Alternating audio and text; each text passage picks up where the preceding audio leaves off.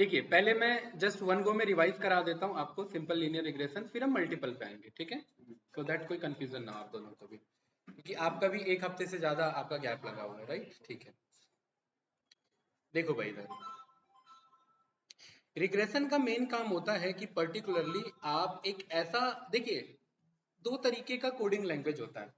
एक होता है नॉर्मल अप्रोच, जो इन जनरल अप्रोच फॉलो होता है। इन जनरल अप्रोच ये होता है कि मैं पहले भी ये चीज बता चुका हूँ कि खुद से हार्ड तरीके से कोड राइट करना, कोड राइट करके ये बताना कि अगर ऐसा इनपुट आता है तो ऐसा आउटपुट होगा, यस या नो। और दूसरा होता है एक पैटर्न मैचिंग करना। पैटर्न मैचिंग का मतलब होता है कि अगर ऐसे डेटा पॉइंट्स मेरे यहाँ पर मौजूद हैं तो एक ऐसा पर्टिकुलरली कोड बनाना जो इन सारे डेटा पॉइंट्स को क्या कर सके, कोशिश करे कि मैच कर सके, यस या नो। जरूरी नहीं है कि मैच कर पाएगा, वो ट्राई करेगा, राइट। और ये जो लाइन है, ये लाइन मल्टीपल लाइन हो सकते हैं, कोई इसके सारे से टच होते हुए भी जा सकता है, कोई टच होते हुए नहीं भी जा सकता है। तो जो आपका मशीन लर्निंग या जो एआई का कॉन्सेप्ट होता है वो होता है कि रिवर्स प्रोसेस पे काम करना, कि डेटा है, डेटा को समझ के कोड पे पहुंचना। और इन जनरल अप्रोच क्या होता है, कोड होता है, हम कोड राइट करते हैं, कोड के अप्रोच से हम डेटा पे पहुंचते हैं, यस या नो। अभी तक हम क्या करते आ रहे हैं, हर एक का कोड बनाते आ रहे हैं, फंक्शंस बनाते आ रहे हैं। एआई और एमएल ये काम करता है कि आप इन्हें डेटा देते हैं, उस डेटा के बेस पे ये पैटर्न मैचिंग करता है। पैटर्न मतलब कुछ फाइंड आउट करने की कोशिश करता है। जैसे कि फॉर एग्जांपल आप लोगों ने बचपन में एपी जीपी पढ़ा होगा, अर्थमेटिक प्रोग्रेशन पढ़ा होगा। अगर यहाँ मैंने नंबर लिखा है कि फॉर एग्जांपल यहाँ पर नंबर है आपका 159, तो मुझे बताओ अगला नंबर हितेश क्या होगा, क्या होगा 13। यानी कि आप कैसे पता लगा लिया आपने 13 होगा, आपने पैटर्न फाइंड आउट किया, राइट, यस या नो। यानी इस पैटर्न पे पहुंचने के लिए राहुल जी जरूरी क्या था, इनिशियल डेटा, राइट। अगर मेरे पे ये इनिशियल 3 डेटा मौजूद नहीं होते तो मैं अगला डेटा पता नहीं लगा पाता। एक तो ये था हमारा एआई लेवल का अप्रोच, एमएल लेवल का अप्रोच, यानी कि हमारे पास पहले से डेटा है, उस डेटा को हमारे ब्रेन ने डिकोड करने की कोशिश किया और उससे एक फॉर्मूला निकाला। क्या फॉर्मूला निकला इसमें, कि हर अगला नंबर 4 इंक्रीमेंट पे आता है, ये मैंने एक फॉर्मूला निकाल दिया और इसी फॉर्मूले के बेसिस पे अब मैं अगला नंबर कितना भी निकाल सकता हूँ, यस या नो। ये मेरा पैटर्न बन गया। ये था मेरा एक डायनामिक अप्रोच को फॉलो करना। इससे पहले जो अप्रोच चलता था, basic approach, general coding approach, वो क्या था कि आपने एक फॉर्मूला दे दिया। क्या फॉर्मूला दे दिया, next number will be previous number, यानी कि वाई एन का मतलब next Y, next Y will be previous Y Y P plus 4। क्या ये मैं फॉर्मूला बोल सकता हूँ, yes या नो।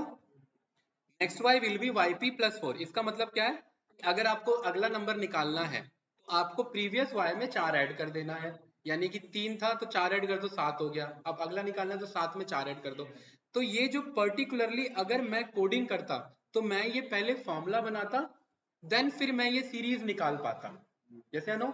लेकिन अब जब मैंने एमएल का अप्रोच का यूज किया तो मेरे पे ये सीरीज है, इस सीरीज को मैंने बैक प्रोपोगेट किया और मैंने क्या निकाला, फॉर्मूला निकाला। यानी कि क्या समझे आप, इन जनरल अप्रोच कहता था कि कोडिंग करके आप आंसर तक पहुंचते थे, और एआई और एमएल अप्रोच कहता है कि आंसर को रिवर्स ट्रैकिंग करा के आप फॉर्मूले पे पहुंचते हैं। सोचो थोड़ा सा, ध्यान से देखना कि मुझे पता है कि ये हर एक पिक्सल अपने आप में एक कलर है, जैसे नो। अगर ऐसा कलर आता है, ऐसा पिक्सल आता है तो ये इमेज बनती है, शाहरुख खान की इमेज बनती है, जैसे नो। क्या इसका उल्टा नहीं हो सकता कि अगर शाहरुख खान की इमेज है तो ये पिक्सल होंगे, अगर शाहरुख खान की इमेज है तो ये पिक्सल भी हो सकते हैं।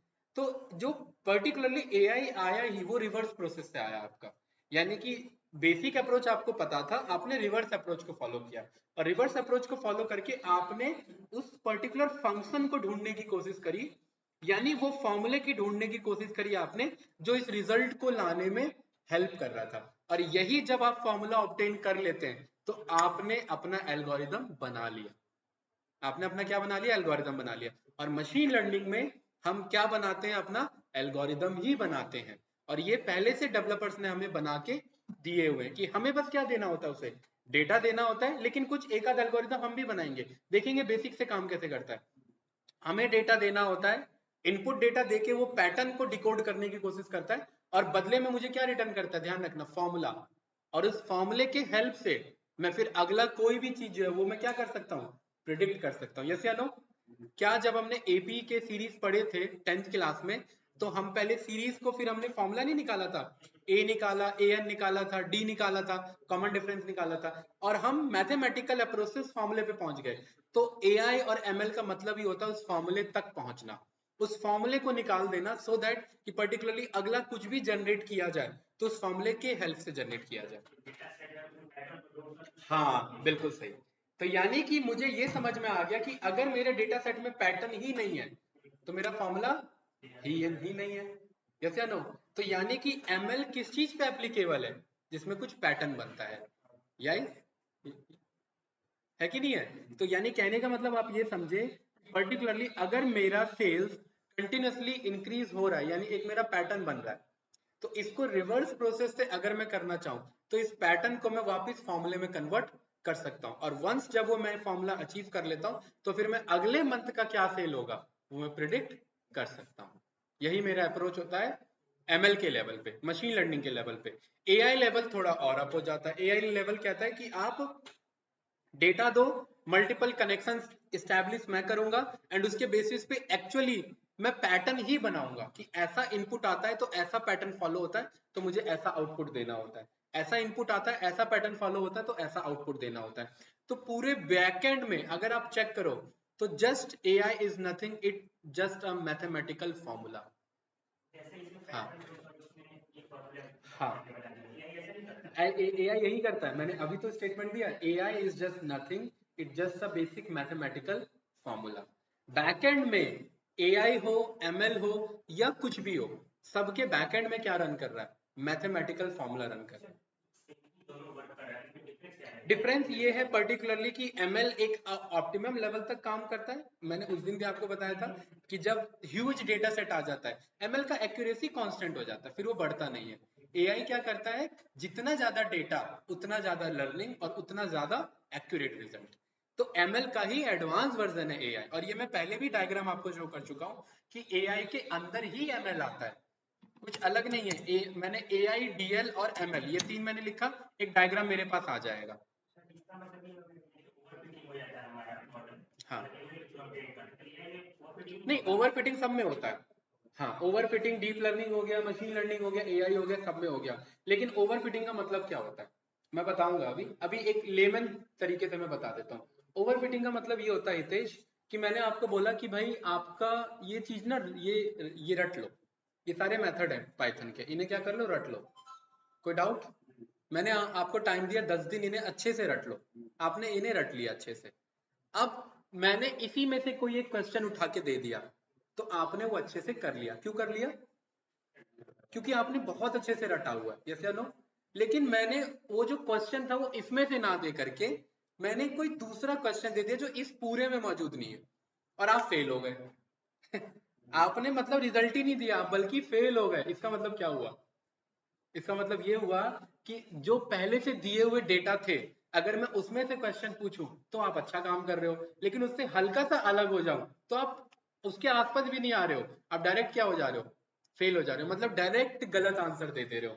तो ये इसीलिए मेरा मॉडल क्या हो जाता है, ओवरफिट हो जाता है। ओवरफिट का मतलब कि ट्रेनिंग टाइम में तो अच्छा काम कर रहा है, लेकिन जब मैं टेस्ट करता हूँ उसका, जब मैं कोई दूसरा डेटा देता हूँ तो डायरेक्ट गलत जवाब देता है, फेल हो जाता है। तो इसलिए ओवरफिटिंग मेरा नहीं होना चाहिए मॉडल। मतलब ट्रेनिंग टाइम में तो अच्छा काम कर रहा है लेकिन टेस्टिंग टाइम में अच्छा काम नहीं कर रहा है, इसीलिए मॉडल ओवरफिट अवॉइड किया जाता है हमारे टाइम। तो वो ओवरफिट कैसे अवॉइड किया जाता है, बहुत बेसिक सा तरीका है कि मैं इस हितेश, मैं इस 50 क्वेश्चन में से आपको 30 ही क्वेश्चन दूंगा, राइट, और आपको बोलूंगा इसी 30 क्वेश्चन को अलग अलग तरीके से दूंगा, मल्टीपल तरीके से दूंगा, और बचे हुए 20 क्वेश्चन को रखूंगा टेस्ट के लिए, राइट। और जब आपकी ट्रेनिंग अच्छी हो जाएगी, जब मुझे लगेगा आप अच्छा रिजल्ट दे रहे हो ट्रेनिंग में मुझे, तब मैं टेस्ट दूंगा आपको, और टेस्ट में आपने अगर अच्छा परफॉर्म किया तो मेरा मॉडल वेल एंड गुड है। अच्छा परफॉर्म नहीं किया, मैं रीट्रेनिंग करूंगा। क्या करूंगा? रीट्रेनिंग करूंगा, और यही प्रोसेस मेरा बार बार चलता रहता है। और एआई क्या करता है, बैकएंड में ये खुद मैनेज कर लेता है। बस ये फर्क आ जाता है मेरा, जितना ज्यादा डेटा होगा उतना अच्छा उसका रिजल्ट होगा। एमएल कहता है कि एक ऑप्टिमम लेवल तक मैं अच्छा रिजल्ट दूंगा। एमएल आपका इमेज प्रोसेसिंग हो गया, आपका नेचुरल लैंग्वेज हो गया, उन सब पे काम नहीं कर सकता है। हाँ, हम कराना चाहे तो एल्गोरिदम हम बना सकते हैं, लेकिन उसके लिए डेवलपर्स ने उसी का एडवांस वर्जन क्या बना रखा है, एआई। घुमा फिरा के तीनों काम क्या कर रहे हैं, तीनों का बेसिक फंडामेंटल ही मशीन लर्निंग है। विदाउट मशीन लर्निंग आप ना डीप लर्निंग समझ सकते हैं, ना आर्टिफिशियल इंटेलिजेंस समझ सकते हैं। आप सोचिए कि भाई डीप लर्निंग ना इस मशीन को डीप लेवल पे अंडरस्टैंड करना होता है, थोड़ा और एडवांस लेवल पे, उसके बाद आप एआई पे जंप कर सकते हैं। तो इसलिए स्टार्ट कहाँ से करना होता है, मशीन लर्निंग से ही आपको स्टार्ट करना होता है, राइट। यानी कि आप ये भी समझ गए कि एट द एंड आप पे डेटा होता है, डेटा से बैक प्रोपोगेट करके आपको फॉर्मूला पे पहुंचना होता है, और वंस आपने फॉर्मूला अचीव कर लिया, आपका मेन पर्पस ही होता है फॉर्मूला अचीव कराना, क्योंकि अगला कोई भी प्रिडिक्ट करोगे तो इनपुट दोगे इसमें, और वो आउटपुट बदले में नया नंबर आपको बता देगा। आपको तो नया नंबर ही चाहिए था ना, आपको तो आउटपुट नया चाहिए था ना कि क्या होना चाहिए था मेरा, राइट। इस तरीके से मशीन लर्निंग काम करता है। एक मैंने बेसिक लेमैन अप्रोच से आपको दिया, ये मैं लास्ट टाइम भी समझा चुका था क्लास में, आपको याद होगा तो। अब हमारा पर्पस क्या होता है कि हम कुछ यहाँ पर मॉड्यूल को इंपोर्ट कर लेते हैं। ये मैं लास्ट क्लास का ही फाइल यूज कर रहा हूँ, ठीक है। आपको तो थोड़ा आइडिया होगा, हितेश थोड़ा सा ट्राई करना है इसे समझने का। अभी मैं पूरा लिख नहीं रहा हूँ, नया कोड लिखेंगे तो मैं नए तरीके से लिखूंगा, ठीक है। ये तो आपको पता है कि हम डिक्शनरी का यूज करके, की और वैल्यू का यूज करके हम क्या कर सकते हैं, डेटा सेट बना सकते हैं। तो मैं इन तीनों मॉड्यूल को लोड कर लो, कोई डाउट तो नहीं इसमें, नो। डेटा मैंने बना लिया, ठीक है। अब डेटा को जब मैं पीडी डॉट डेटा फ्रेम में पास करता हूं अपने डिक्शनरी डेटा को, तो वो इसको समझ लेता है कॉलम, और इसको समझ लेता है कॉलम, और इसको समझ लेता है उसके रोज, और ये भी क्या हो जाते हैं मेरे, उसके रोज हो जाते हैं। और जैसे यहाँ पर मैं डेटा को प्रिंट करूंगा तो ये मेरा क्या हो जाएगा, देखिए डेटा सेट मेरे सामने आ चुका है। डेटा सेट क्या कहता है हितेश, आपको याद है राहुल जी थोड़ा बहुत क्या करता है ये? देखिए आज दोबारा से रिपीट क्लास हो रही है आपके लिए, ठीक है, बेसिक तरीके से। पूरा रिपीट नहीं करूंगा, ओवरव्यू दूंगा, लेकिन नेक्स्ट टाइम से हम रिपीटेशन में नहीं आएंगे, ठीक है, क्लियर है। ये डेटा सेट मेरा ये करता है कि ये कहता है कि अगर कोई बंदा, करण नाम का बंदा है, 6 घंटे पढ़ता है तो वो कितने मार्क्स लाता है, 60 मार्क्स लाता है। अगर वो 8 घंटे पढ़ता है तो वो 80 मार्क्स लाता है। 10 घंटे पढ़ता है तो वो 100 मार्क्स लाता है। ये एक अंडरस्टैंडिंग के लिए समझना, ऐसा जरूरी नहीं है कि 100 मार्क्स लाने के लिए 10 घंटा पढ़ना पड़ेगा आपको, ठीक है। अब मेरा क्वेश्चन ये है हितेश कि अगर कोई 4.5 घंटे पढ़ता है तो कितने मार्क्स ला सकता है?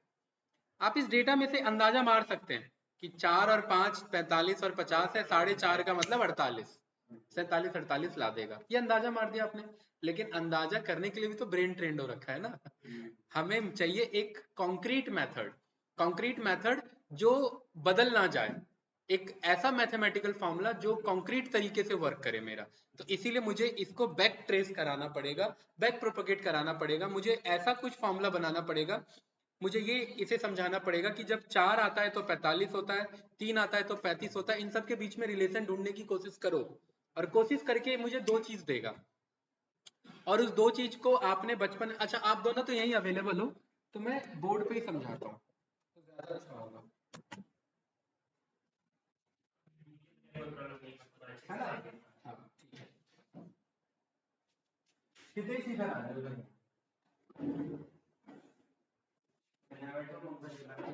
हाँ, नहीं ऑन कर देता हूँ मैं, ठीक है, आने का।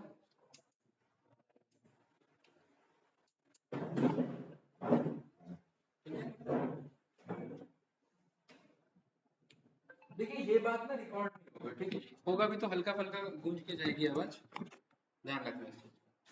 तो होता क्या है हमारा,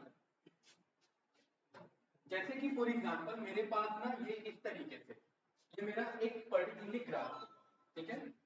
ग्राफ में मैं सबसे बेसिक 10th क्लास में चले जाता हूँ, राइट। अगर मैंने एक लाइन खींचा हुआ है इस तरीके से, एक लाइन खींचा हुआ 0 1 2 3 4 और 5, एक्स एक्सेस, और ये मेरा वाई, 1 2 3 4 5 6, कोई कंफ्यूजन तो नहीं? हितेश मुझे ये बताओ कि यहाँ अगर मैं एक वर्टिकल लाइन खींचने की कोशिश करूं यहाँ से, और यहाँ से मैं हॉरिजॉन्टल लाइन खींचने की कोशिश करूं ऐसे कुछ इस तरीके से, तो यहाँ पे जो मेरे पॉइंट आते हैं उन्हें मैं क्या बोलता हूँ, कोऑर्डिनेट्स बोलता हूँ, याद होगा आप लोगों को। कोऑर्डिनेट में सबसे पहले क्या लिखा जाता है, एक्स, देन फिर क्या लिखा जाता है, वाई। यानी मैं ये कह सकता हूँ ये वाला पॉइंट मेरा कहाँ पर आ रहा है, 3,3 पे आ रहा है, x की वैल्यू 3 है एंड y की वैल्यू भी क्लोज टू 3 है, ये मैं मान लेता हूँ 3 ही था, ठीक है। सेम एज इट इज मुझे ये बताओ कि भाई ये वाला पॉइंट मेरा कहाँ पर पड़ रहा है नितेश? 2 क्रॉस 2 पे पड़ रहा है मेरा, यस या नो, लाइक दिस, ये मेरा 2 क्रॉस 2 का लाइन, ठीक है। अब थोड़ा सा समझने की कोशिश करना, मैं इतने पार्ट को ना उठा के बाहर ले रहा हूं, ये है 3 क्रॉस 3, ये है 2 क्रॉस 2, कोई कंफ्यूजन? हितेश मुझे ये बताओ, मैंने ऐसे ना लाइन खींच दिया है, ये ध्यान रखना ये वाली लाइन 2 को रिप्रेजेंट कर रही है, तो इस वाले कोऑर्डिनेट का क्या वैल्यू होगा? देखो ये वाली लाइन, ये y एक्सिस का 2 वाली लाइन जा रही है, y2, ये वाली लाइन 2 है, तो मुझे ये तो पता लग गया कि ये y पे 2 आएगा और कॉमा x पे क्या आने वाला है, क्योंकि x पे 3 वाली लाइन जा रही थी ना ऐसे, जैसे नो, तो ये मेरा x पे क्या जाने वाला है 3, 2, यानी मुझे ये पता लगे ये मेरा 3, 2 है। देखो ना इजी तो है, यहाँ पर अगर आप चेक करोगे x क्या है 3 और y क्या पड़ रहा है 2, यस या नो? यहाँ पे सही वो जानबूझ के हटाया मैंने, इतने पार्ट को कॉल किया है, ये छोटे से ट्रायंगल को यहाँ मैंने कॉल किया, राइट, ठीक है। तो मुझे ये पता लग गया नहीं मेरा, क्योंकि इधर से 3 मैच हो रहा है और इधर से 2 मैच हो रहा है, ये से ना। अब मुझे ये बताओ कि इस वाले का परपेंडिकुलर डिस्टेंस कितना होगा? 1 यूनिट, क्या 1 यूनिट होगा, बिल्कुल सही। कैसे होगा 1 यूनिट? बहुत बढ़िया बताया आपने, बोला कि इसके बीच का डिस्टेंस मुझे पता लगेगा y एक्सिस में कितना वेरिएशन आ रहा है, क्योंकि x में वेरिएशन थोड़ा ना जा रहा है, y का वेरिएशन हो रहा है वर्टिकली, तो y का वेरिएशन किससे पता लगता है? इस वाले पॉइंट से, तो यानी कि बड़ा माइनस छोटा, तो कितना आया 1, तो मुझे ये पता लग गया इसका परपेंडिकुलर डिस्टेंस मेरा कितना है 1 है। कोई डाउट तो नहीं? ऐसे ही मुझे ये बताओ कि इसका डिस्टेंस कितना है, इसका सेम, कैसे? क्योंकि मुझे अब x में वेरिएशन चेक करना है। अब आपको अगर सर ये कहता है ये 1 छोटा दिख रहा है, ये 1 बड़ा दिख रहा है, वो इग्नोर करना, उस बात मान के चलना वो 1 ही था, यहाँ देखो प्रॉपर 1 दोनों बराबर दिख रहे हैं, ठीक है। तो आपने बोला कि ये भी मेरा क्या है 1 डिस्टेंस यूनिट, ठीक है। इन सबको मैं प्रॉपर तरीके से लिखूं, 3 क्रॉस 3, ये क्या था हमारा 3 क्रॉस 2 और ये था हमारा 2 क्रॉस 2। अब आप लोग अपना बचपन वाला क्लास याद करिए, इसे हम बोलते हैं परपेंडिकुलर, इसे हम बोलते हैं बेस, और ये होता है हमारा हाइपोटेन्यूज, ठीक है ना। हमें हाइपोटेन्यूज नहीं निकालना है मुझे ये निकालना है इसके बीच का एंगल थीटा। ट्रिग्नोमेट्री में पढ़ा होगा आप लोगों ने 10th क्लास में, क्या होता है मेरा ट्रिग्नोमेट्री में थीटा।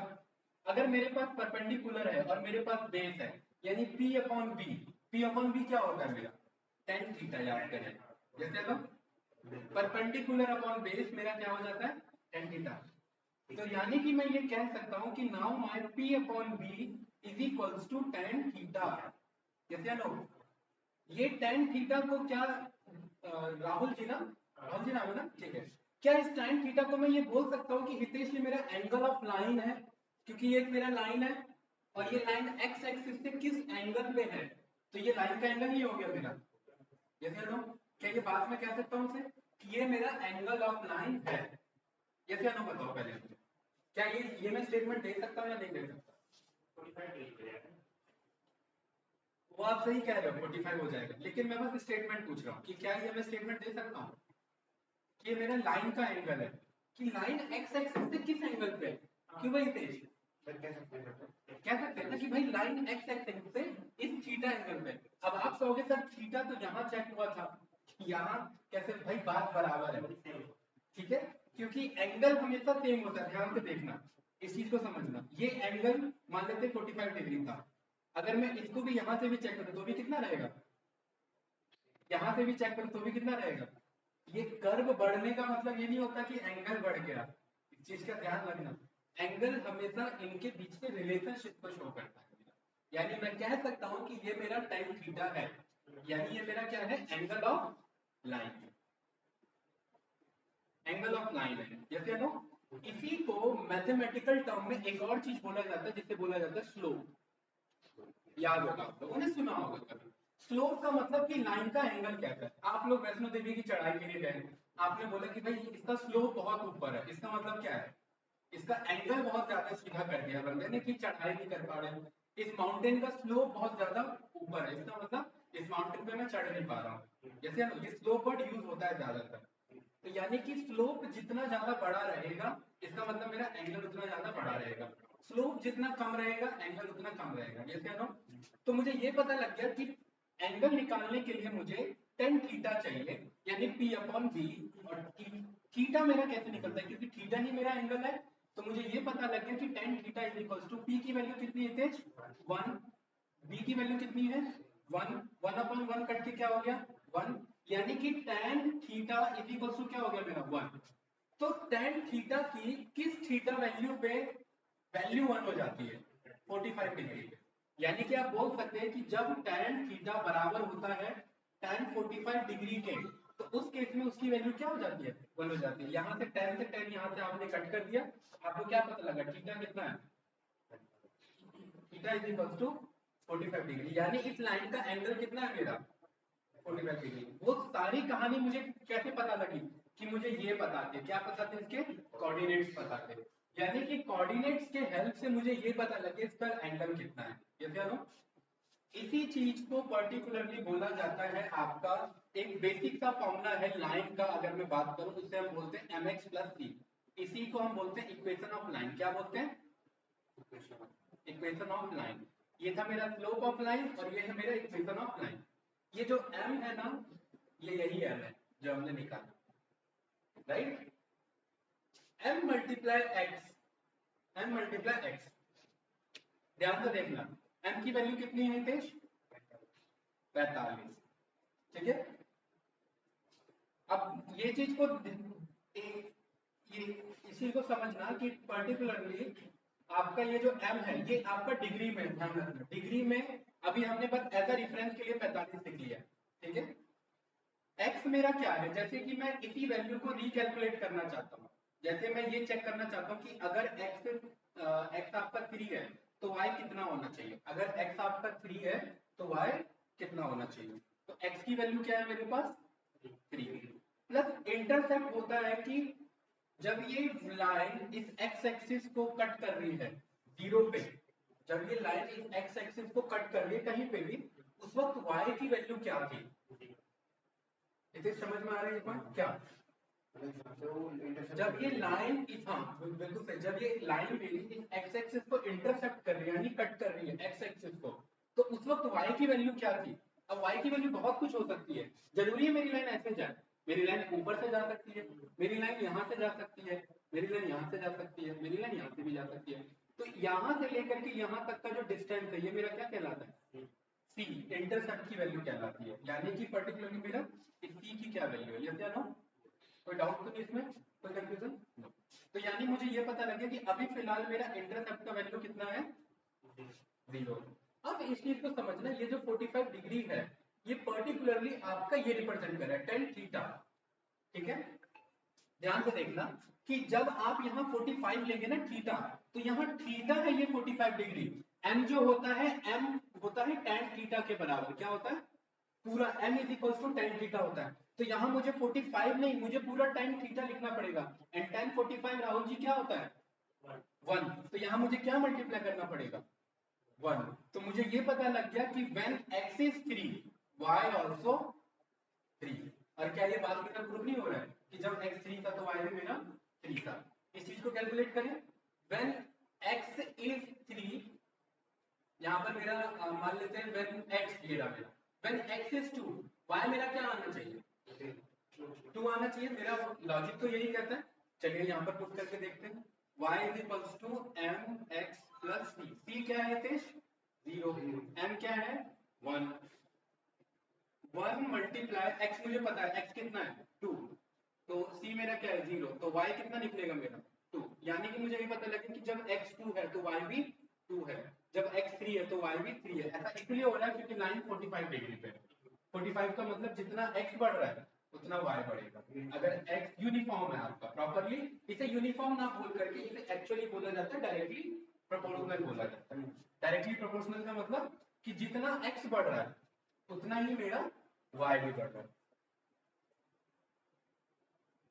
यानी कि राहुल जी मुझे क्या समझ में आया कि मुझे डेटा चाहिए, मशीन लर्निंग में मॉडल को क्या किया, एक्स और वाई डेटा, डेटा गया तो उसने क्या निकाला, अपना कुछ बैकएंड में फॉर्मुलेट किया, फॉर्मुलेट करके उसने क्या निकाला, एंगल ऑफ लाइन, और एंगल ऑफ लाइन और ये स्लोप की, ये क्या बोलते हैं, इंटरसेप्ट की वैल्यू निकाली।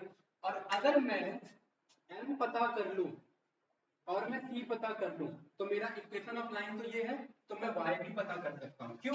क्योंकि मुझे x बताना और y अपने आप आ जाएगा। x मतलब इनपुट डेटा, x मतलब वो कितने घंटा पढ़ता है, कितने घंटा पढ़ता है, y मतलब कितना स्कोर आ जाएगा, ये नो।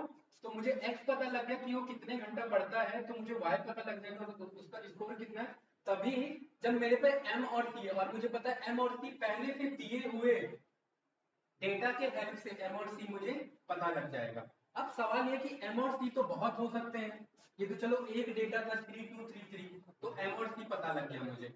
लेकिन अगर मल्टीपल x और y है तो m और c भी मेरे क्या हो सकते हैं, बदल सकते हैं। हो सकता है कि नहीं हो सकता? इस पूरे में कुछ डाउट है, कुछ पूछना तो बताओ। किसका? इसी से तो मतलब है सारा, अभी बता रहे ना। इसमें कुछ डाउट है तो बताओ, इसमें कोई कंफ्यूजन नहीं है? ठीक है, जस्ट भाई ये बिठा दो।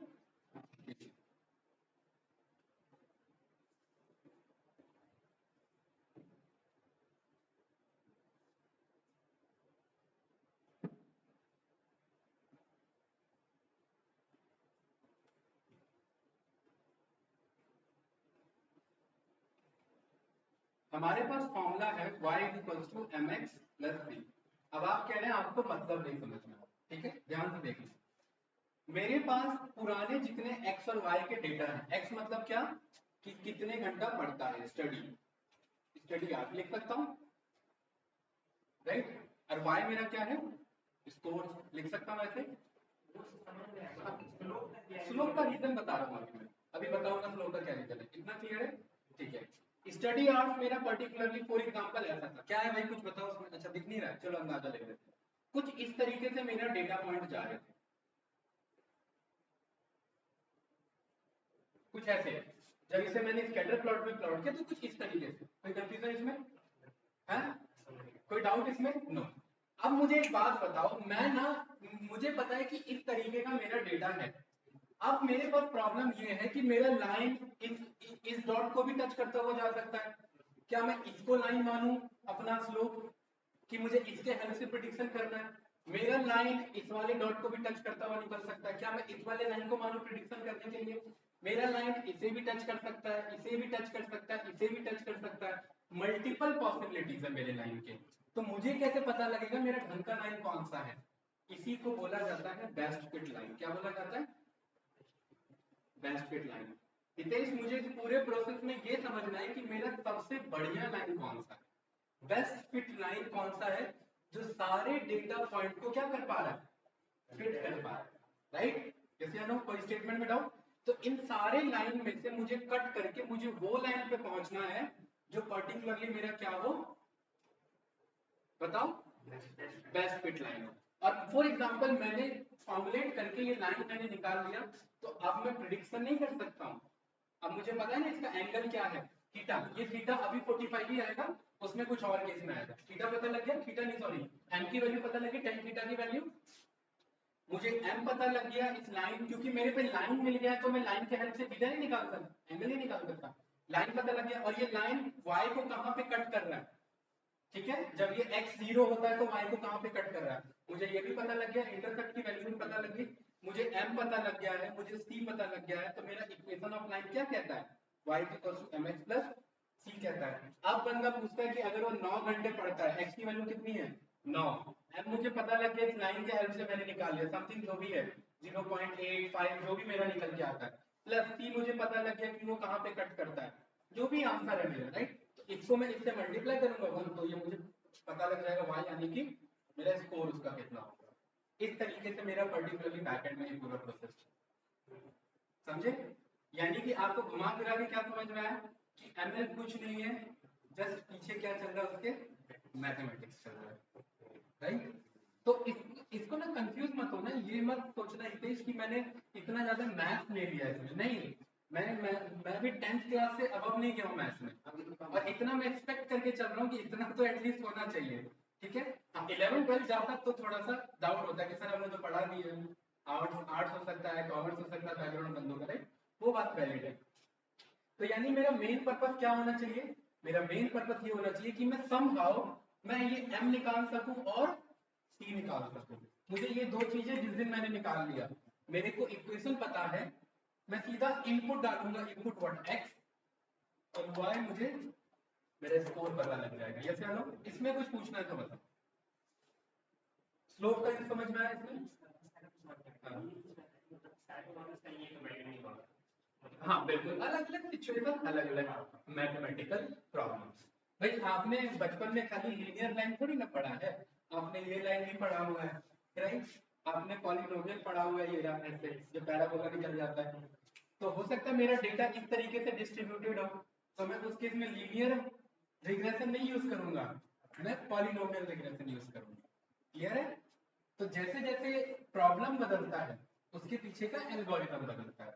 तो मशीन लर्निंग में हमें पढ़ना क्या होता है, इसीलिए मल्टीपल एल्गोरिथम्स। क्या पढ़ने होते हैं? Multiple algorithms. मल्टीपल एल्गोरिथम्स का ही मतलब है कि अलग प्रॉब्लम के लिए अलग एल्गोरिथम बना हुआ है, अलग प्रॉब्लम के लिए अलग एल्गोरिथम बना हुआ है। हमारा कॉन्सेप्ट होगा उनके पीछे के मैथमेटिक्स को डीप में नहीं, थोड़ा सा टच को समझना, एंड उसके बेसिस पे क्या करना, अपने मॉडल को प्रिपेयर करना। क्योंकि एक बार हम मैथमेटिकल कॉन्सेप्ट समझ गए, उसके पीछे का रीजन समझ गए कि अंदर चल क्या रहा है, तो कोड यूज करना हमारे लिए इजी होगा। अदरवाइज हम क्या करने लग जाएंगे, जैसे अभी मैंने बताया, रटने लग जाएंगे, और फिर इंटरव्यू होता है एक्चुअल टेस्ट। तो क्या होगा कि ट्रेनिंग टाइम में तो आपने अच्छा किया, और इंटरव्यू टाइम में क्या हो जाएगा, गड़बड़ी हो जाएगा, तो स्कोर क्या गिर जाएगा मॉडल का स्कोर। तो मॉडल का स्कोर नहीं गिरने देना, ठीक है, अपने मॉडल का लर्निंग का स्कोर नहीं गिरने देना, इस चीज का ध्यान रखना, ठीक है। ये तो जैसे एक रिग्रेशन प्रॉब्लम है, क्लासिफिकेशन प्रॉब्लम आएगा आगे, रीइंफोर्समेंट लर्निंग होगा, अनसुपरवाइज्ड लर्निंग होगा, प्रिंसिपल कंपोनेंट एनालिसिस पढ़ेंगे, डिफरेंट टाइप्स ऑफ क्लस्टरिंग पढ़ेंगे, बहुत सारे अप्रोचेस हैं। Machine learning is all about algorithms, and what algorithm is solving different problems with using different kind of mathematical particular formulas। वो mathematical formula ही एक mathematical algorithm है जो machine learning में हमारा यूज होता है। फिर कंफ्यूजन इस स्टेटमेंट में बताइए, कोई डाउट? इनफैक्ट यही आगे जाकर के जब एआई में कन्वर्ट होता है ना, तो भी यही मैथमेटिक्स चलता है, ठीक है। तो अगर आपको मैं एक सजेशन देना चाहता हूँ, अगर आपको अपकमिंग फ्यूचर में अच्छा एआई इंजीनियर बनना है, तो भले ही अभी मैथमेटिक्स से डर लग रहा हो, लेकिन ये सीखने के बाद ना मैथमेटिक्स जरूर सीखना। क्योंकि एक अच्छे एआई इंजीनियर में और एक एआई इंजीनियर में फर्क पता है किस चीज का आएगा? फर्क आएगा मैथमेटिक्स का। क्योंकि कभी कभार कंपनी में प्रॉब्लम वो भी आएंगे जो बने हुए एल्गोरिथम से सॉल्व नहीं होंगे, उस टाइम आपको क्या करना पड़ेगा? खुद का एल्गोरिथम बनाना पड़ेगा। और वो कब बना पाओगे? क्योंकि मैथ उसके पीछे लगेगा मैथ, क्योंकि उसके पीछे बना बनाया तो कॉन्सेप्ट आप यूज ही नहीं कर सकते ना। अब भाई हमारा प्रॉब्लम तो सॉल्व ही नहीं हो रहा उससे, तो अब हमें खुद के एल्गोरिथम बनाने पड़ते हैं। इसीलिए जो एक्चुअली में जो एआई इंजीनियर काम कर रहे हैं, एक्चुअल जो इंडस्ट्री में काम कर रहे हैं, वो इन बने बनाए पे पता है उन्हें सब कुछ, लेकिन जब कंपनी का प्रॉब्लम्स आता है तो उस केस में ज्यादातर अप्रोचेस में जो बड़े जो जैसे चैट जीपीटी हो गया, डगन एआई हो गया, वो उन सब ने एल्गोरिदम बनाए हैं। क्योंकि अगर बने बनाए होते तो मार्केट में बहुत जल्दी आ चुका होता, इतना टाइम नहीं लगता आने में फिर, राइट। कुछ डाउट कंफ्यूजन इसमें? नो। बताइए राहुल जी या रोहित जी, एक यार नाम में कंफ्यूजन हो गया मुझे। राहुल, हाँ। बिल्कुल, गूगल बिल्कुल यूज करता है। हाँ हाँ, जीसीपी का, हाँ। हम्म, हाँ। विस्कोसिटी किसका निकालना था? अच्छा अच्छा अच्छा, हाँ। मतलब कोई फ्लूइड डायनेमिक्स से रिलेटेड था टॉपिक? अच्छा, ओके। विस्कोसिटी हितेश उसका पार्ट है, फिजिक्स का पार्ट है, पढ़ा होगा थोड़ा बहुत तो। अच्छा, आपका भी तो साइंस बैकग्राउंड है, हाँ ठीक है, फिर कोई इशू नहीं है। देखो अगर आपका, देखो मैथमेटिक्स और फिजिक्स अगर है तो एल्गोरिदम की जरूरत नहीं है, क्योंकि एल्गोरिदम बनता है मैथमेटिक्स और फिजिक्स के कॉन्सेप्ट से। तो जब आप डायरेक्ट विस्कोसिटी पे काम कर रहे हो तो खुद का कोड राइट करोगे rather देन बना बनाया कोड यूज करोगे। हाँ, इनकेस अगर कंपनी ने दे रखा है एपीआई तो आप कॉल करो, बनाओ, क्या दिक्कत है। जैसे फाइनाइट एलिमेंट मेथड, एक एफईएम करके एक सब्जेक्ट आता है फिजिक्स में, ठीक है, या जब आप मेटलर्जी पढ़ते हैं, मैकेनिकल इंजीनियरिंग में पढ़ते हैं, तो कंपोनेंट का फाइनाइट एलिमेंट, यानी कि अगर मैं इसको ब्रेक कर दूं, जैसे एक यहां से लेकर के यहां तक अगर इस लाइन को ब्रेक किया, तो आप इस डिस्टेंस को विजुअली विजुअलाइज कर पा रहे हो कि ये इतना डिस्टेंस है। लेकिन अगर मैं दो बहुत माइन्यूट डिस्टेंस को ब्रेक करूं, जो उनके बीच का डिफरेंस मुझे दिखता ही नहीं है, उस पे मुझे एनालिसिस करना हो, तो मुझे किस पे जाना पड़ेगा, फाइनाइट एलिमेंट मेथड पे। यानी उतना डिस्टेंस जो मुझे दिख भी नहीं पा रहा है, उस पे मुझे मैथमेटिकल अप्रोच लेके चलना है। और विस्कोसिटी हो गया आपका, फ्लूइडिटी हो गया, या कांस्टेंट नंबर कुछ फाइंड आउट करना है, वो सब फाइनाइट कॉन्सेप्ट के, क्योंकि वहां पर आप पार्टिकल मूवमेंट को ट्रैक कर रहे हैं, वहां पर आप छोटा मोटा ट्रैक नहीं कर रहे हैं। पार्टिकल मूवमेंट के लिए आपको एक्चुअल में फिजिक्स के कॉन्सेप्ट को और मैथमेटिकल कॉन्सेप्ट को अप्लाई करना पड़ेगा। हो सकता है बर्नौली थ्योरम वहां पे लगाना पड़ जाए, राइट। तो ये सारी चीजें आपको यूज करने पड़ सकते हैं। ये सब खैर अलग साइंस का एक अलग अप्रोच हो गया। आजकल इंडस्ट्री क्या करती है, एपीआई बना के दे देती। एपीआई का मतलब बने बनाए कोड, आप इनपुट दो, कुछ चीजें चेंजेस करो, आपको बदले में आंसर मिल जाएगा। मतलब आपको इतना कहानी समझने की जरूरत नहीं है। तो बैकएंड में कोई काम तो कर रहा है ना भाई डेवलपर, वो डेवलपर बना के दे रहा है, तो कंपनी पे कर रही है उन्हें, उसका काम क्या है, ये डेवलप करना, राइट। ये सारी चीजें हैं। हाँ बताइए। वो तो चार्ज लगता था उसका, हाँ। अरे चार्ज क्यों नहीं करेगी भाई, आपको फ्री में सर्विस क्यों देगी। हाँ हाँ हाँ। एपीआई कॉल, जब आप एपीआई कॉल करते हो ना, एपीआई कॉल करने का मतलब है आप उनका सर्विस यूज कर रहे हो। एक होता है एपीआई सर्विस यूज करने के लिए मुझे आपने अलाउ किया, उसके लिए मैंने बल्क में पैसा दिया।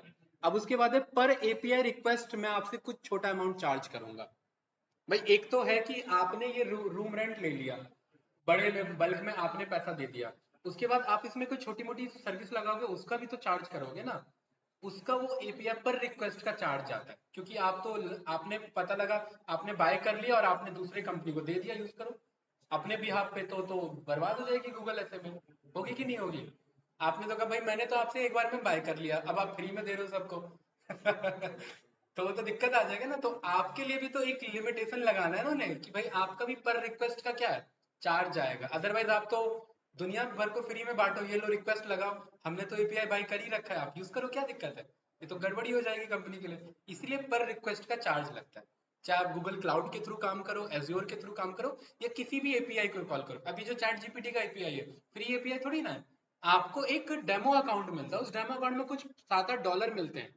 जब आप एपीआई बार बार हिट करते हो ना, तो वो एग्जॉस्ट हो जाते हैं। उनके वेबसाइट के थ्रू करोगे तो कोई लिमिटेशन नहीं है, क्योंकि वो तो आप उनका सर्विस यूज कर रहे हो, वो फ्री है। लेकिन उसको कोड के तौर पे यूज करोगे तो वहां पर चार्ज लगता है। एपीआई को यूज करना मतलब उनके बने हुए सॉफ्टवेयर को आप यूज कर रहे हो किसी और प्रॉब्लम को सॉल्व करने के लिए, और खुद का सॉफ्टवेयर बना रहे हो, तो वहां एपीआई की जरूरत पड़ती है मुझे, राइट। उसके लिए मुझे कुछ खर्चा करना पड़ेगा, ठीक है। इसलिए कोई कंपनी अलाउ नहीं करती है, राइट। इनफैक्ट आप भी अपना बनाएंगे ना सर्विस, आप भी अलाउ नहीं करेंगे, ठीक है। चलिए, कोई डाउट इसमें भाई हितेश, नो, ठीक है। भाई ये सब तो बेसिक पांडास के हैं, ये सब आपने पढ़ा होगा, ठीक है, इसमें ज्यादा डिटेलिंग में जाने की जरूरत नहीं है। अब हमने वहां पर क्या सीखा कि हमें एक्स चाहिए होता है, क्या चाहिए होता है, एक्स, यानी कि फीचर्स। एक्स को हमेशा मशीन लर्निंग के लैंग्वेज में क्या बोला जाता है, फीचर्स बोला जाता है। फीचर्स का मतलब होता है इनपुट डेटा, कि मॉडल को इनपुट के फॉर्म में क्या दे रहे हो आप, इनपुट के फॉर्म में हम क्या दे रहे हैं, डेटा। और डेटा क्या है मेरा, कि वो कितने घंटे पढ़ाई करता है। तो हमने एक्स में क्या बोल दिया, X is equals to data का आर्स। ये तो बात आप जानते हैं भली बाती, कि अगर मुझे एक कॉलम प्रोवाइड करना हो तो मैं ऐसे नॉर्मल डेटा का कॉलम कॉल करके दे सकता हूं उसे, यस या नो, इसमें तो कोई कंफ्यूजन नहीं। दूसरा मुझे बताना है वाई, यानी प्रिडिक्ट क्या करना है। एक होता है इंडिपेंडेंट वेरिएबल और एक होता है डिपेंडेंट वेरिएबल। इसका स्कोर किसके ऊपर डिपेंडेंट है, इसका स्कोर डिपेंडेंट है कि वो कितने घंटे पढ़ाई करता है। तो हमेशा ध्यान रखना, ये एक यूनिवर्सल कॉन्सेप्ट है। जब भी मशीन लर्निंग में कंफ्यूजन आए कि मुझे एक्स में क्या रखना है और वाई में क्या रखना है, हमेशा ध्यान रखना कि मुझे प्रिडिक्ट क्या करना है, डिपेंडेंट कौन है और इंडिपेंडेंट कौन है। ठीक है। डिपेंडेंट जो है वो मुझे प्रिडिक्ट करना है, क्योंकि मुझे एक्चुअल यही चाहिए। कंपनी का सेल्स कितना है, ये मेरा है डिपेंडेंट, क्योंकि ये डिपेंड होता है बहुत सारे चीजों पे। प्रोडक्ट का प्राइस कितना है, प्रोडक्ट में डिस्काउंट कितना है, प्रोडक्ट किस टेरिटरी में बेचा जा रहा है, इन सारे फैक्टर पे मेरा डिपेंडेंट है उसका सेल्स कितना होगा। तो एक्स में हमेशा क्या जाएगा, इंडिपेंडेंट डेटा। वाई में हमेशा क्या जाएगा, डिपेंडेंट डेटा। यानी कि आपको प्रिडिक्ट क्या करना है, ये एक प्रिडिक्ट भी हो सकता है, मल्टीपल प्रिडिक्ट भी हो सकता है। कोई कंफ्यूजन? नो। तो हमने ऐसे ही y में भी डेटा ये भेज दिया। कोई डाउट भाई हितेश इसमें? नो। अब हमारा कॉन्सेप्ट कहता है कि भाई पर्टिकुलरली आप इस तरीके से भी मंगा सकते थे, इस तरीके से भी मंगा सकते थे। ये मैंने दूसरा अप्रोच उस दिन आपको समझाया था। आपको याद होगा कि डिक्शनरी में आप एक्स स्क्वायर ब्रैकेट में नहीं लिखते, आप एक्स डॉट वैल्यूज भी लिखे तो भी एरे आपका कॉल हो जाता है। याद है कि नहीं याद है भाई? पांडाज और नंपी में क्या हिसाब किताब है बताओ पहले। नहीं नहीं, होता क्या है वो तो पता है, आपका हिसाब किताब मैं पूछ रहा हूँ। हिला हुआ है कितना, कितना परसेंट टिका हुआ है मुझे ये बताओ। 100%। ये 10 में से बताओ कि पांडास में अभी क्या पकड़ है। दो, दो तीन तक मामला गड़बड़ है, इसको थोड़ा सा मजबूत करना। आपका राहुल जी? डिफरेंस नहीं पूछ रहा हूँ, आपका पकड़ कितना है अभी पांडास पे? अरे बिल्कुल यूज होता है, अब ये गलत।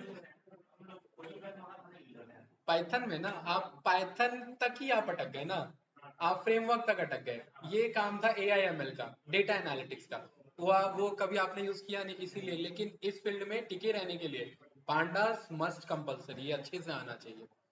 ठीक है।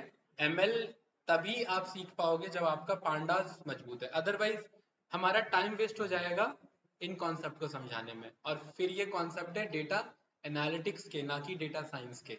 और आपका करिकुलम चल रहा है किसका, डेटा साइंस का चल रहा है। आप AIML सीखना चाह रहे हैं, तो मैं नहीं चाहूंगा कि मेरा टाइम और आपका टाइम पांडास के लर्निंग पे जाए। ये सारी चीजें ऑलमोस्ट आपने पढ़ी हुई है, तो इनको ना अभी जो अपकमिंग वीक आएगा ना, मैंने लास्ट टाइम भी बोला था, इनको ब्रश अप जरूर कर लेना, अदरवाइज दिक्कत तो आएगी। ठीक है। चलिए, तो मुझे पता लग गया एक्स मेरा डेटा ये रहा और वाई मेरा डेटा ये रहा। कोई डाउट तो नहीं? हमने वहां पर एक प्लॉट किया था जिसे स्कैटर प्लॉट बोलते हैं, dot dot dot dot form में। तो कुछ नहीं, PLT डॉट स्कैटर लगाया, उसे क्या चाहिए, एक्स और वाई डेटा चाहिए, हमने यहाँ पर पास कर दिया। और किस फॉर्म में, रेड कलर में चाहिए तो रेड कलर दे दिया। आपको येलो देना है तो वाई लिख दीजिए यहाँ पर। ये रन करिए तो येलो जैसा तो नहीं, लेकिन हाँ कुछ येलो जैसा ही है। जी लिखेंगे तो एक्चुअल ग्रीन कलर में आ जाएगा। परफेक्ट। देन PLT टाइटल आप दे सकते हैं, टाइटल। ये सब आप लोगों ने मैटप्लॉटलिब में पढ़ा होगा, राइट? ठीक है, तो इस पे ज्यादा टाइम नहीं देंगे। अब हमारा सवाल स्टार्ट होता है यहाँ से कि हमें परफॉर्म क्या करना है, linear regression. Linear regression means वो ग्राफ जो लीनियरली प्लॉट हो सके। लीनियर रिग्रेशन अप्लाई उसी पे हो सकता है। तो इसीलिए ये अप्लाई करने से पहले हमने क्या कर लिया, प्लॉट करके देखा। क्या हितेश इसके बीच में मैं लाइन खींच सकता हूं जो एक बेस्ट लाइन बन सके, जो प्रिडिक्शन लाइन बन सके, जिसके हेल्प से मैं प्रिडिक्शन कर सकूं? खींच सकता हूं लाइन? अगर मैं लाइन नहीं खींच सकता, अगर डेटा बहुत ज्यादा आगे पीछे फैला हुआ है, तो उस केस में मैं लीनियर रिग्रेशन अप्लाई नहीं करूंगा। भाई जब कुछ पैटर्न ही नहीं है तो आप डिकोड क्या करोगे? यस या नो? एक मैंने सीरीज दिया, 1 3 4 आप समझ गए। एक सीरीज दे रहा हूँ, 1 20 19 फिर 0 फिर 5, तो क्या बताओगे मुझे? कोई पैटर्न ही नहीं बन रहा है, राइट? तो उस केस में मॉडल भी नहीं बनता, और अगर बना भी लिया तो कोई एक्चुअल आउटपुट नहीं आएगा, क्योंकि आना चाहिए था कुछ और, आ कुछ और जाएगा, राइट? वो फिर तुक्का लगाने वाली बात हो जाएगी। चलिए, sklearn के अंदर लीनियर मॉडल नाम का मॉड्यूल है। लीनियर मॉडल, sklearn खुद एक पैकेज है। पैकेज होता है मल्टीपल मॉड्यूल्स का मिलके पैकेज बनता है। ठीक है, छोटे छोटे मॉड्यूल्स पैकेज बनाते हैं, छोटे छोटे फंक्शन मॉड्यूल बनाते हैं। फंक्शन, फंक्शन के बाद बनता है मॉड्यूल, मॉड्यूल के बाद बनता है पैकेजेस। ठीक है, sklearn ही पूरा पैकेज है। हमारा सारा काम अभी किस पे चलेगा, sklearn के पैकेज पे चलेगा। पैकेज का मतलब इसके अंदर हम बहुत सारे मॉड्यूल्स को कॉल करेंगे। ठीक है, हाँ बिल्कुल। पिप इंस्टॉल नहीं करना, क्योंकि एनाकोंडा आपको बाय डिफॉल्ट ही इंस्टॉल करके देता है। हाँ, फ्रॉम से सीधा कॉल करोगे ये आ जाएगा। हम कौन सा प्रॉब्लम सॉल्व करना चाह रहे हैं, लीनियर रिग्रेशन का, राइट? तो हमने यहाँ पर लीनियर रिग्रेशन को इंपोर्ट कर लिया। ये पूरा लिखना नहीं होता, आप यहाँ पर सीधा बोलेंगे एल करके, टैब बटन प्रेस करेंगे, वो ऑटोमेटिक सजेशन ले लेगा। यहाँ पर देखिए ये आ गया लीनियर रिग्रेशन, राइट? पूरा नहीं लिखते हैं क्योंकि लिखने में टाइपो हो जाता है, अदरवाइज आता नहीं है, आप गलत कॉल करेंगे ये एरर आ जाए। फिर मुझे बताना होता है मेरा x डेटा क्या है, और x हमेशा एज अ डेटा फ्रेम होना चाहिए। मेक श्योर x हमेशा डेटा फ्रेम होना चाहिए। डेटा फ्रेम मीन्स कि ऐसा डेटा फ्रेम मीन्स क्या, डेटा फ्रेम जैसा टेबुलर फॉर्म में। एक तो होता है मेरा ये सीरीज फॉर्म में, नहीं ऐसा नहीं, कैसे, टेबुलर फॉर्म में। तो मैंने x दोबारा बना दिया। और मशीन लर्निंग के फील्ड में ऐसा ज्यादातर डेवलपर्स मान के चलते हैं कि x को मैं कैपिटल X से रिप्रेजेंट करूंगा। तो आपको ज्यादातर जब आप कोड कहीं देखेंगे ना, तो आपको ये कैपिटल X देखने को मिलेगा। कैपिटल X ये रिप्रेजेंट कर रहा है कि मेरा इनपुट डेटा है, क्योंकि स्मॉल x कभी कभार कुछ हम नॉर्मल चीजें डिक्लेयर करने के लिए भी यूज कर लेते हैं। एक रैंडम कुछ हमें डिक्लेयर करना है तो x is equals to this declare कर लिया, इसलिए इसे क्या रखा गया है, कैपिटल है, सो दैट एरर वेरर ना आए हमारा, ठीक है, मतलब इनकेस हमसे कुछ गलत डिक्लेरेशन ना हो जाए। तो ज्यादातर आप कैपिटल x ही देखेंगे, कोई डाउट इसमें, नो। अब y तो y जैसा रहेगा मेरा, तो y मैंने क्या बना लिया, y इज इक्वल्स टू, मैंने फिर बोल दिया क्या है मेरा डेटा का स्कोर, कोई कंफ्यूजन। अब मेरे पास x भी है और अब मेरे पास y भी है, और y हमेशा सीरीज होना चाहिए, x हमेशा डेटा फ्रेम, y हमेशा सीरीज। इसमें कोई डाउट, कोई कंफ्यूजन, नो। देन हम यहाँ पर अपने मॉडल नाम से एक वेरिएबल बनाते हैं और बोलते हैं कि मैं किसको यूज करना चाह रहा हूँ, लीनियर रिग्रेशन को। तो ये हमने इसको एक अपना क्लास इनिशियलाइज करा लिया। आप लोगों ने उप्स कॉन्सेप्ट में पढ़ा होगा एक क्लास बनाना, तो हमने एक अपना इनिशियलाइजेशन इंस्टेंस एक अपना हमने क्रिएट कर लिया। देखिए ट्रेनिंग का काम, वो जो ट्रेनिंग का काम है ना कि m निकालना c निकालना, वो किसके थ्रू होता है, वो इस फिट फंक्शन के थ्रू होता है। किसके थ्रू होता है, लीनियर रिग्रेशन के अंदर एक फिट फंक्शन है, उसको आप बस दो डेटा देते हैं, क्या पढ़ना है और क्या चेक करना है, इनपुट और आउटपुट, x और y, कैपिटल X और स्मॉल y। बस हमेशा ध्यान रखना मॉडल डॉट फिट में क्या जाता है, दो डेटा जाता है, x एंड y डेटा। कोई कंफ्यूजन। फिट क्या काम करेगा, फिट ये काम करेगा कि पर्टिकुलरली m और c चेक करने की कोशिश करेगा, बेस्ट m और बेस्ट c क्या हो सकता है। कोई कंफ्यूजन इसमें, ऐसे ही आपने इस कोड को रन किया, आपका लीनियर रिग्रेशन यहाँ लिखा आ जाएगा, मींस कि आपका मॉडल फिट हो चुका है। अब मॉडल अगर मेरा फिट हो चुका है, वो जो मल्टीपल लाइन निकालना, स्लोप निकालना, सी निकालना, वो सब इसने कैलकुलेट कर लिया। इसके बैकएंड में सब मैथमेटिकल फॉर्मूला था, वो सब हमारा कैलकुलेट हो गया। रवि लिख लो लेकिन रवि लिख के फायदा क्या, भाई लिखेंगे वो जो कुछ अंडरस्टैंडिंग बने। मॉडल हम बना रहे हैं ना, तो हमने क्या नाम रखा, मॉडल। इसे आप रिग्रेशन भी लिख देते हैं, कहीं कहीं ये आपको रिग्रेशन लिखा हुआ भी, आरईजी लिखा हुआ भी मिलेगा, ठीक है। साहिल लिखना है साहिल लिख लो, मोदी लिखना है मोदी लिख लो, मोदी फिट हो जाएंगे यहाँ पर, कोई दिक्कत नहीं है, राइट, ठीक है। अब हमारा पर्पस क्या था भाई, हमारा पर्पस था दो चीजें निकालना, क्या, एक तो स्लोप और दूसरा इंटरसेप्ट, सी यानी कि इंटरसेप्ट, दो ही चीज तो चाहिए। स्लोप को हम मैथमेटिकल टर्म में mx लिखा था, x का कोफिशिएंट, मतलब x के बगल में क्या है उसे क्या बोला जाता था, 10th क्लास में आपने पढ़ा था, कोफिशिएंट बोला जाता था। कोफिशिएंट मतलब x के बगल में क्या है, अगर लिखा हुआ 3x, 3x का मतलब क्या है, x वेरिएबल है एंड 3 उसका कोफिशिएंट है। आप स्लोप बोल लो, लेकिन इन जनरली क्या बोला जाता था, कोफिशिएंट बोला जाता था।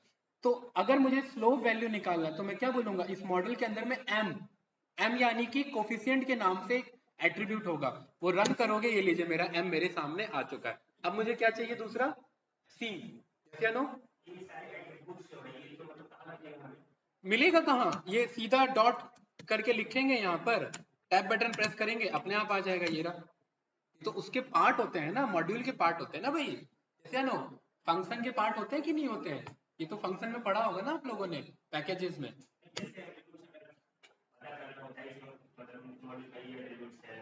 एट्रीब्यूट बहुत सारे होते हैं राहुल जी, छोटे एक आध नहीं होते, ये देखिए आप यहाँ पर अगर नहीं गूगल नहीं करेंगे, यहाँ पर dir लिखेंगे मॉडल, ये देखिए एक आध एट्रीब्यूट नहीं है, यहाँ से लेकर के ये रे, यहाँ से लेकर के इतने एट्रीब्यूट हैं, देख रहे हैं। ये रटना नहीं है इस लाइन में कुछ भी, क्योंकि रटने बैठोगे कल को ओपन सोर्स है, कल को नया अपग्रेड आ जाएगा, फिर आप कहोगे हम तो पुराना रट के बैठे हुए हैं मामला गड़बड़ है, राइट। रटना कुछ नहीं है, समझना सब कुछ है। और क्योंकि चीजें बदलती रहती है, डायनामिक है ये, राइट। हो सकता है एक साल बाद ये मेथड हट के कुछ और एक्स्ट्रा मेथड आ जाए, तो फिर बात तो गड़बड़ है ना, इसलिए रटना नहीं है। तो ये सारे मेथड हैं, अभी इसे मैं कमेंट आउट कर देता हूँ। मुझे ये पता लग गया कि स्लोप मिल जाएगा मुझे कोफिशिएंट के हेल्प से, और दूसरा मुझे क्या निकालना होता है, इंटरसेप्ट। क्या निकालना होता है, इंटरसेप्ट। ऐसे ही मॉडल के अंदर इंटरसेप्ट नाम का भी मेरा क्या है, एट्रीब्यूट है। ध्यान रखना मैं एक वर्ड यूज कर रहा हूँ एट्रीब्यूट, मैं वर्ड यूज नहीं कर रहा हूँ फंक्शन है, क्योंकि जब मैं फंक्शन बोलता हूँ तो मैं ब्रैकेट लगा के कॉल करता हूँ, जब मैं एट्रीब्यूट बोलता हूँ तो देखो ये मुझे एरर देगा, क्यों कह रहा है कि ये गलत तरीके से बुला रहे हो, ये ब्रैकेट नहीं लगेगा, ये एक एट्रीब्यूट है। एट्रीब्यूट मीन्स इसे डायरेक्ट बुलाओ विदाउट ब्रैकेट, क्या नो। और इस इंटरसेप्ट की वैल्यू हमने चेक करी तो मुझे क्या पता लगा राहुल जी यहाँ पर कि व्हेन x इज 0 y मेरा 9.9 होता है, यानी कि अगर इसे मैं प्लॉट करना चाहूं समथिंग लाइक दिस, तो ये मेरा डायरेक्टली प्लॉट नहीं होगा, ये मेरा डायरेक्टली 45 का एंगल नहीं है, ये मेरा ये एंगल है, ये यहां से कहीं से लाइन को कट कर रहा है ऐसे, क्यों, क्योंकि इंटरसेप्ट का वैल्यू कितना है, इंटरसेप्ट का वैल्यू कितना निकल के आया, बताओ भाई, 9.9, यानी कि अप्रोक्सीमेट टाइम, इतना वैल्यू मेरा क्या है, इंटरसेप्ट का वैल्यू है।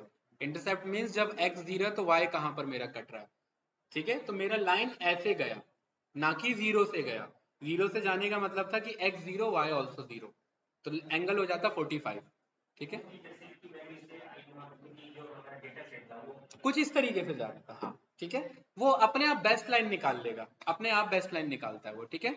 वो नेक्स्ट क्लास में हम ये भी देखेंगे बेस्ट लाइन कैसे निकालता है।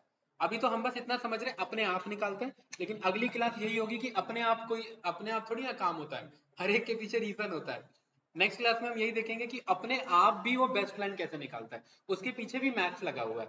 वो ग्रेडियंट डिसेंट का कॉन्सेप्ट होता है, एरर ऑप्टिमाइज करना होता है, कॉस्ट फंक्शन निकालना होता है, वो सब हम पढ़ेंगे कल नेक्स्ट क्लास में कि बेस्ट लाइन कैसे निकलती है मेरी। कोई डाउट, अभी मैंने कट कर दिया उसे। मुझे इंटरसेप्ट पता लग गया हितेश, मुझे स्लोप यानी m पता लग गया। अब मेरा इक्वेशन ऑफ लाइन क्या था, y is equal to M x plus C, and मुझे पता है m मेरा क्या है, m एक मेरा स्लोप एरे है। अगर मैं इसके जीरोथ इंडेक्स पे चले जाऊं तो ये मुझे वैल्यू मिल जाएगी, यस या नो, है कि नहीं है। तो मैंने बोल दिया माई m इज स्लोप का जीरो, कोई confusion, no, x will be x, x तो x ही है, फिर प्लस मुझे क्या करना होता है y is equal to M x plus c यानी इंटरसेप्ट।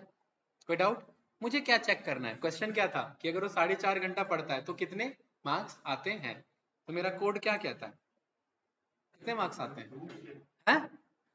50 मार्क्स आते हैं, ये मेरा मॉडल कह रहा है।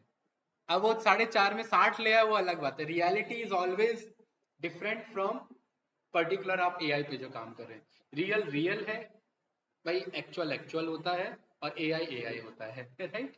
इसने तो ये बता दिया 50 मार्क्स से, कोई फेल भी हो सकता है 4.5 घंटे में, वो मैसेज पढ़ रहा था 4.5 घंटे में राइट। अरे उसी का डेटा है ना सर, जो डेटा दिखा रहा है, हाँ ये उसी का डेटा दिखाने वाला, ये रहा।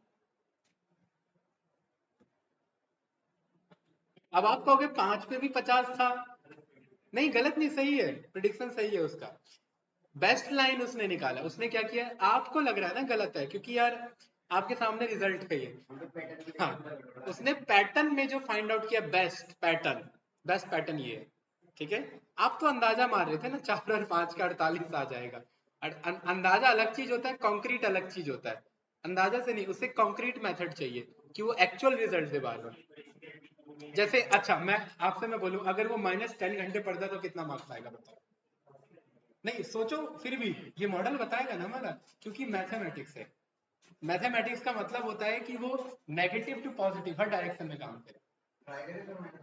बिल्कुल, ये मैंने लास्ट टाइम करवाया था आप नहीं बता सकते ना, क्योंकि आपने तो सीधा बोल दिया इम्पॉसिबल है, लेकिन एक्चुअल मॉडल तो बता सकता है हमारा, राइट। यहाँ पर आप चेक करेंगे कि इसी कोड को कॉपी कर दिया मैंने, और यहाँ पर मैंने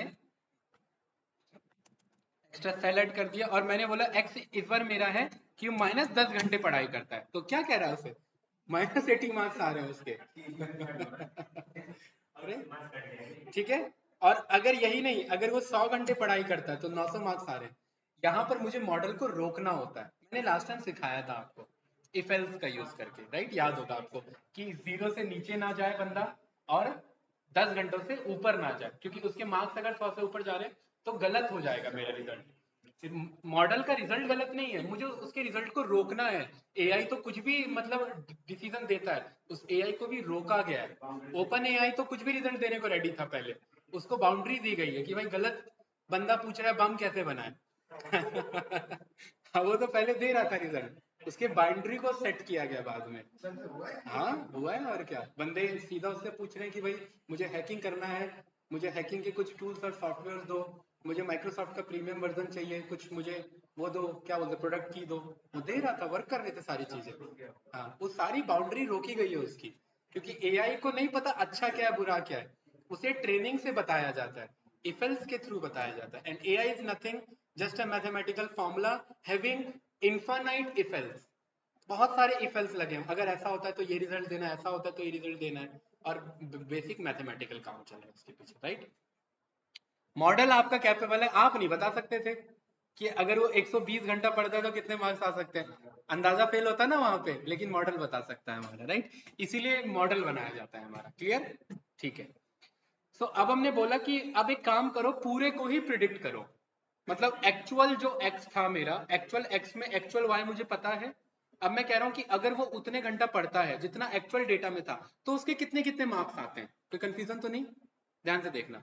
तो मॉडल के अंदर ही प्रिडिक्ट नाम का फंक्शन है, क्या है हितेश, प्रिडिक्ट नाम से फंक्शन, ये रन किया मैंने, इसे मैंने बोल दिया y प्रेड। y प्रेड का मतलब दिस इज y प्रिडिक्टेड, एक है मेरा y एक्चुअल, ये रहा, और एक है y प्रेडिक्टेड। कहने का क्या मतलब है इसका, इसका कहने का मतलब ये है कि अगर वो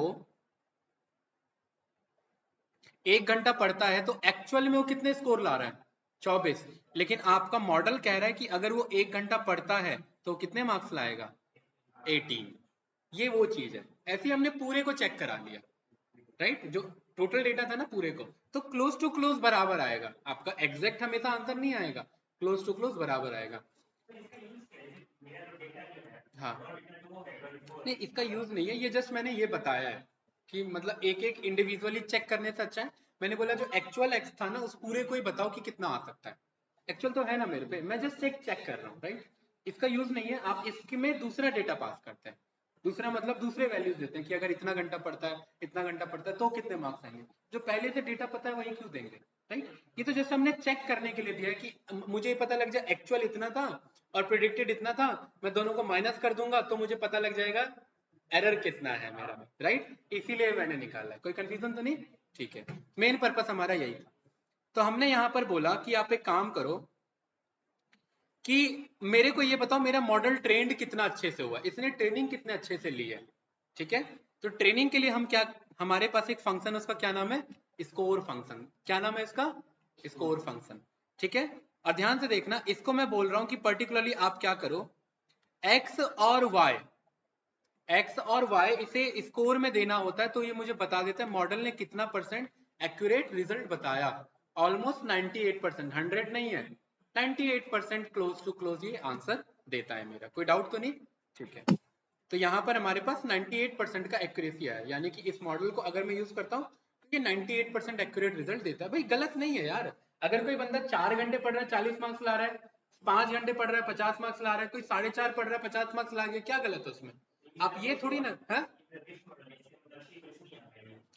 अभी अभी इस डेटा के अकॉर्डिंग ये बेस्ट है, डेटा बदलिए फिर से एक्यूरेसी आ जाएगी, अभी तो डेटा ही कितना है, 10 ही तो डेटा है, जब 10,000 डेटा होगा तब मेरा एक्यूरेसी मैटर करता है ना, 10 डेटा में कितना ही आप एक्यूरेसी ला देंगे, 60 आता तो समझ में आता, मैंने आपको पहले भी बोला था 85 अबव होना चाहिए, आप 100% ला के कुछ बहुत बड़ा तीर नहीं हो जाएगा, कारण क्योंकि ओवरफिट हो जाएगा, राइट। 100% नहीं लाना होता हमें एक्यूरेसी, एक्यूरेसी 100 से कम हो अच्छा रहता है, और पर्टिकुलरली 80 से अबव हो अच्छा माना जाता है, 60 से कम है 50 के आसपास है तो कोई सेंस नहीं है उस डेटा का, उतना तो आप सिक्का उछाल के भी अंदाजा लगा सकते थे कि क्या मार्क्स आएंगे, राइट, ठीक है। अब इसी को हमने क्या बोला कि सेम वही जो हम प्लॉट कर रहे थे वही प्लॉट कर दो, पीएलटी स्कैटर कर दो, और एक बार प्लॉट करो कि मेरा लाइन क्या बनाया इसने, क्या मैंने बोला, इसने मेरा लाइन क्या बनाया, तो इसी लाइन की हमारी बात चल रही थी, देख रहे, ये वो मेरा प्रिडिक्टेड लाइन है, और कुछ कुछ डेटा को मैच करते हुए जा रहा है और कुछ कुछ को मैच करते हुए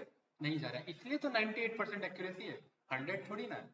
अब आप ही सोचिए हितेश कि अगर ये सब डेटा को मैच करता हुआ जाता तो क्या ये एक स्ट्रेट लाइन बन पाता? तो जब ये स्ट्रेट लाइन ही नहीं बन पाता तो क्या ये लीनियर रिग्रेशन हो पाता? नहीं, गलत हो जाता ना। हाँ, फिट हुआ ना। हाँ, ये वाला ना। हाँ बिल्कुल, नहीं एरर नहीं देगा, क्लोज टू क्लोज देगा यार। एआई में आप जब चैट जीपीटी यूज करते हैं वो क्या बोलता है, result might be contain some errors. वो 100% थोड़ा ना बोलता है भाई यही सही आंसर है। आपका भी मॉडल क्या बोल रहा है कि रिजल्ट माइट वेरी 2%। आप 100% तो रिजल्ट दे ही नहीं सकते ना। एआई फील्ड में नहीं दे सकते आप 100% रिजल्ट। अगर आप 100% दे रहे हैं तो भी चांसेस ऑफ एरर हमेशा रहेगा। आप 100% एक्यूरेट नहीं हो सकते हैं। आप 98 हो सकते हैं, आप 99.9 हो सकते हैं। 100 अगर आप हो रहे हैं तो भी एरर आएंगे ही आएंगे। आप कहेंगे 100 होने के बावजूद भी एरर कैसे आ रहा है? भाई डॉक्टर आपको बोलता है बचने के चांसेस 100% है या 90% है या 80% है, क्या बोलता है? उसने बोला 80% है, अब बंदा मर गया तो क्या डॉक्टर को पीटेंगे जाके? नहीं। कहने का मतलब क्या है, हर कोई प्रोबेबिलिटी पे बात करता है। You can't be 100% perfect all the time. आपको कहीं ना कहीं कुछ वेरिएशन रहेगा। अगर कोई बंदा 100% जेई की तैयारी कर रहा है, 10 घंटा डेली पढ़ रहा है, गारंटी है रैंक 1 लेके आएगा? क्यों नहीं है गारंटी? बताओ। कुछ नहीं डिपेंड करता, वो ला ही नहीं पाएगा। क्योंकि रैंक 1 लाना हमेशा गेम ऑफ प्रोबेबिलिटी है। कोई नहीं कह सकता कि मैं रैंक 1 लाने जा रहा हूँ। यूपीएससी का एग्जाम होता है, कोई दावा नहीं कह सकता कि मेरा रैंक 1 आएगा। क्योंकि वो गेम ऑफ प्रोबेबिलिटी भाई। इंटरव्यू चल रहा है, आपका चेहरा पसंद नहीं आया इंटरव्यू में, अब आपको मैं तो आंसर बहुत अच्छा दे रहा, मैं एक एग्जांपल ले रहा हूँ, ठीक है। मैं तो आंसर बहुत अच्छे दे रहा था, लेकिन अब वो अंदाजा थोड़ा ना लगाएगा, वो ये थोड़ा ना कहेगा हो सकता है मेरे चेहरे के 2 मार्क्स कट गए होंगे, राइट? ऐसा नहीं हो सकता। ठीक है, वही लड़की बैठी होगी तो चेहरा पसंद आ जाएगा उसे, 2 मार्क्स एक्स्ट्रा दे देगा। होता है ऐसा, राइट? तो कहने का मतलब क्या है घुमा फिरा के, कि 100% आप करेक्ट नहीं होते, आप क्लोज टू होते हैं हमेशा, राइट? आप हमेशा 98 99 ऐसे रहेंगे। हाँ हाँ। यार वो एआई नहीं है, वो रोबोटिक सर्जरी में ट्रेंड है ऑलरेडी कि मुझे ये काम करना है।